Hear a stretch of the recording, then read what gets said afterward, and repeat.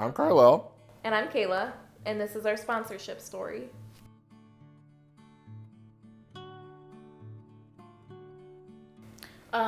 Basically, through our church, Neozenas, they were really good about sharing that with people and encouraging people to take a look into donating and finding a way to serve there.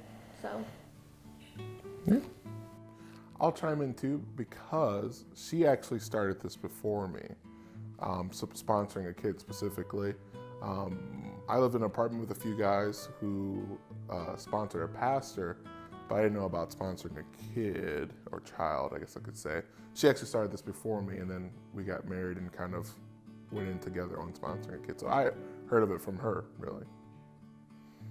it's been a while. I mean, obviously, it was before we were married, and I did have one sponsored child previously, and then she, I think, didn't have to be there anymore. So I've had two in the time that I've done it. So it's probably been maybe 5 or 6 years, maybe 5, around then. That sounds all right. Yeah. And I was sponsoring a pastor.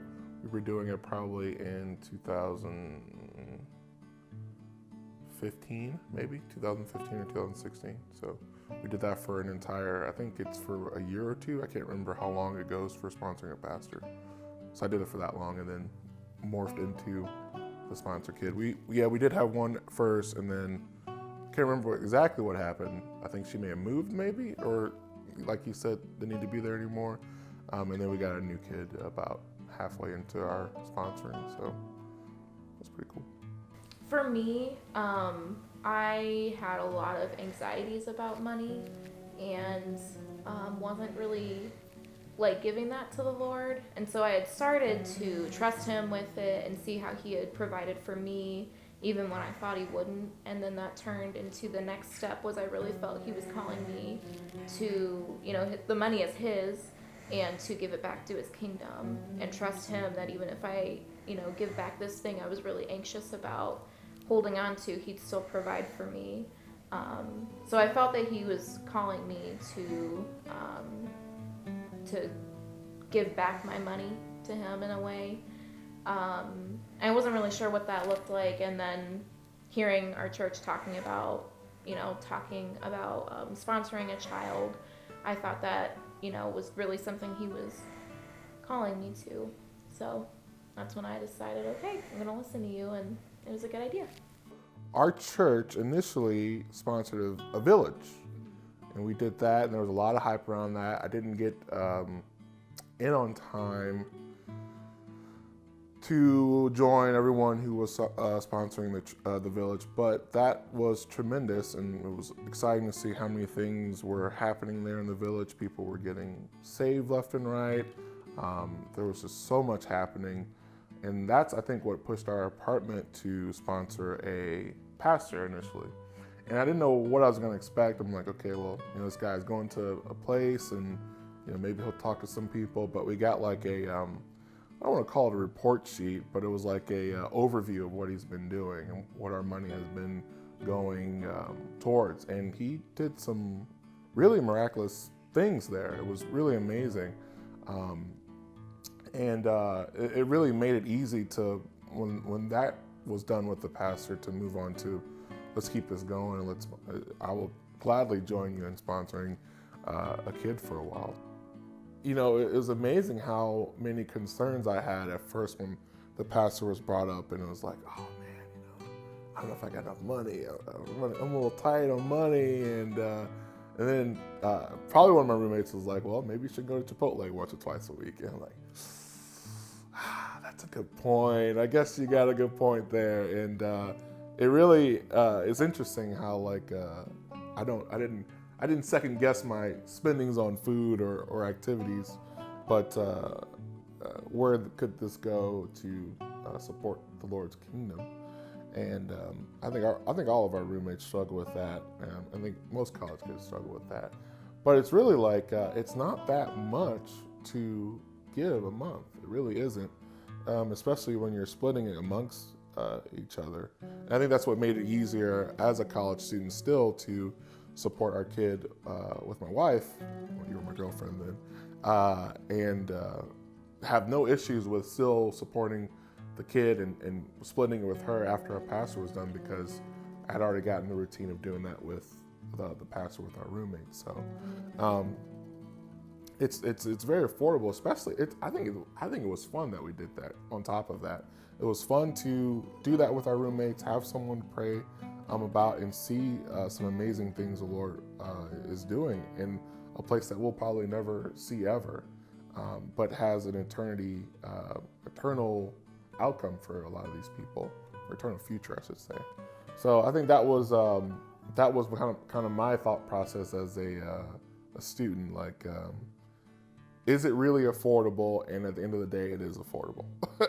You just gotta not spend $100 a month on fast food.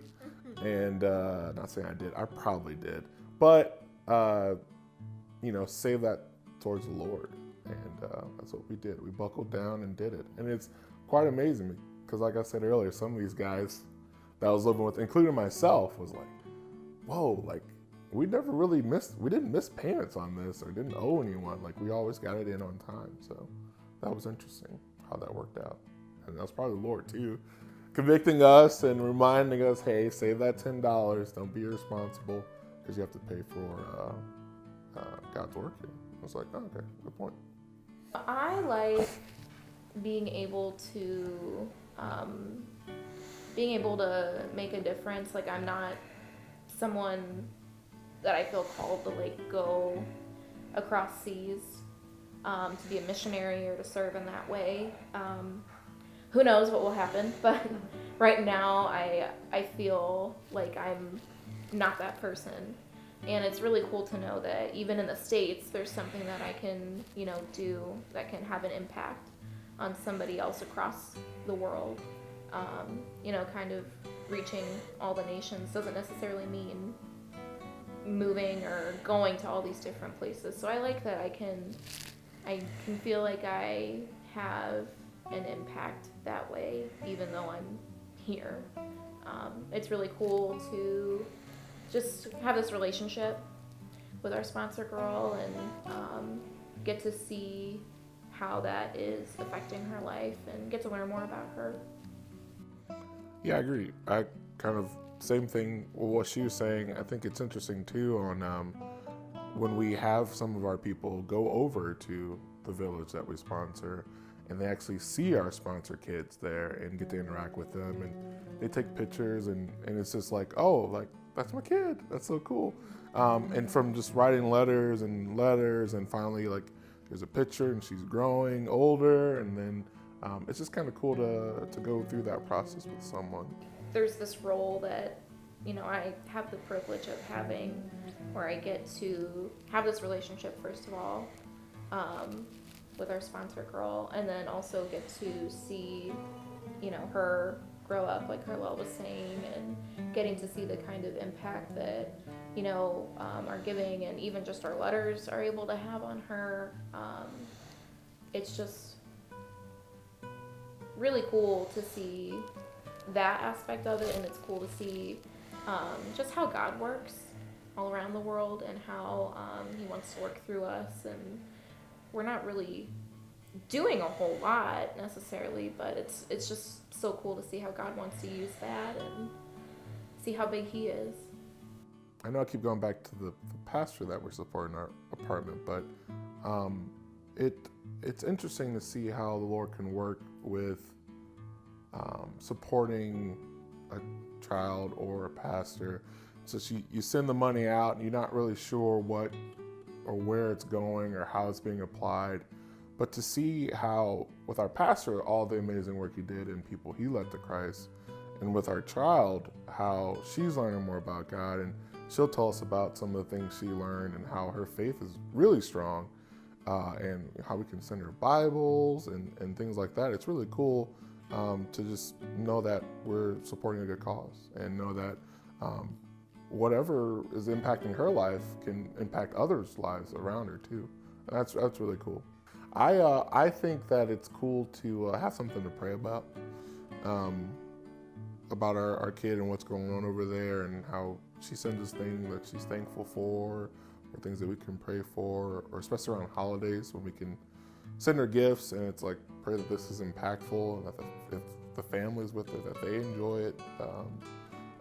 But I think that's something that has brought us together in prayer, is just thinking about someone else. And I don't know, I do this often where I think about, years to come, and it's like, what is the Lord going to do for her as she gets older, and where is she going to go in life, or what is she going to learn, or how many people she could bring to Christ because of what IGL is doing. So I think that's something we think about often and can pray about, which is nice. I think that having something where we serve together is awesome too, where we know monthly we're making this donation to support her, and it's something that we have few things that we serve together with, but it's cool that this has been going on since we started doing this before we got married.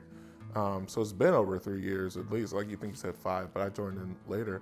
It's just cool that we know, like, this is something we're doing every single month, and it ain't stopping. So I think that's fun. I think it's fun that we can serve in that way.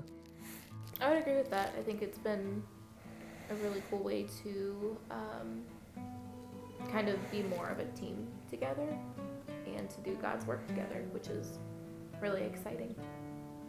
It's been really fun to be able to bond with her over like art and being creative in that way. Like, we'll draw pictures back and forth sometimes. So that's been really cool, getting to like relate in that and kind of like have an activity or like a hobby that we can share together and relate on. So that's been really fun for me. I like seeing their language written out. And it's interesting to see the translation between, like, she's writing pages and pages, and then it just translates to one small page for us. And it's like, wow, that is interesting, how intense it must be to go through whoever translates that. I just remember first seeing that and like, wow, this is really cool.